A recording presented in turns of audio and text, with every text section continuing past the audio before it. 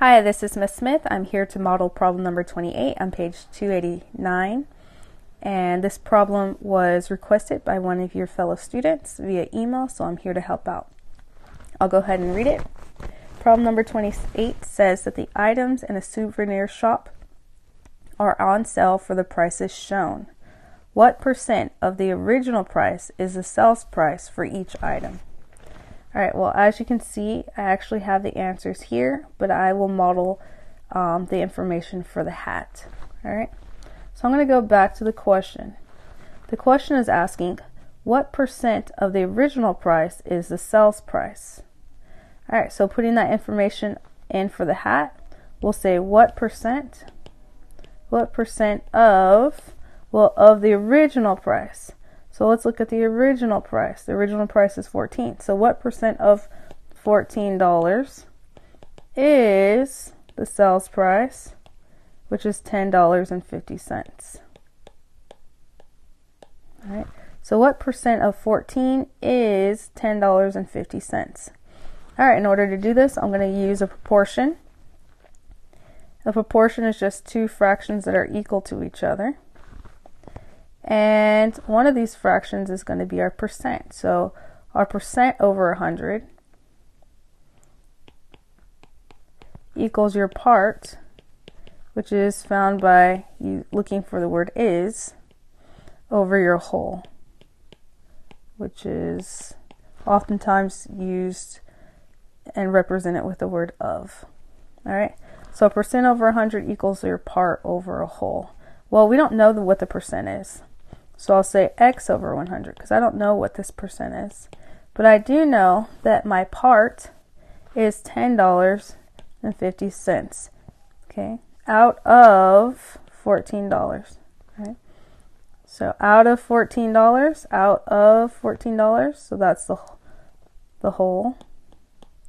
And the part was $10.50. So $10.50 out of 14. What percent does that equal? All right, well, we're going to go ahead and cross multiply. So we get 14x equals 100 times 10.50. So we get 14 times x equals, well, if I multiply that, that's going to be 10.50. Divide both sides by 14 to isolate x. And we get x is equal to 75. All right, and this was a percent. So I'm going to write my answer as a complete sentence. Okay, I'll use red. And the answer, okay, the answer is 75% of 14 is $10.50. Hopefully that helped. You would apply that same logic to parts B and C for the beach towel and the tote bag. Hope that helped. Hi, this is Ms. Smith again. I wanted to kind of also show you why this answer makes sense using a bar diagram. So if you would like further explanation on this problem, keep listening. All right. A bar diagram helps us understand how percents are related to parts and wholes. So for example, if I shaded this whole bar, I would be shading 100% of it. If I shaded none of the bar, I would be shading 0%. All right. So how does this relate to part and whole? Well, in this problem, we know that our whole is 14. So this is out of 14. So the whole thing would be 14. Well, what's the part that's represented here? The part would be $10.50. Well, if half is here, which would probably be about 7, then $10 would be somewhere over here. All right. So we're talking about $10.50. Now we don't know what percent of this bar here is shaded, right? We don't know this percent.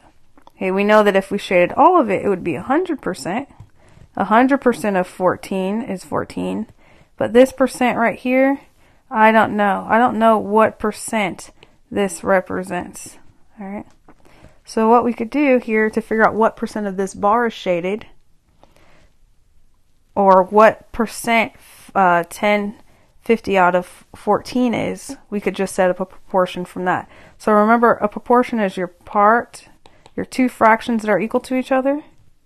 So some part over some whole is equal to some other part out of another whole. We have two equivalent fractions. All right, so what two fractions can we create here? Well, one part that we can identify is this $10.50 out of $14. All right, this part out of this whole is equal to this part, I don't know what percent, x out of 100. Okay, solving this, you're going to get 75%. Okay, which means that this percent is 75. So if this whole bar, 100% represented 14, then this $10.50 would actually represent 75%. Please let me know if that helped. I'm very, very, very curious to see if this bar diagram helps you. All right, thank you.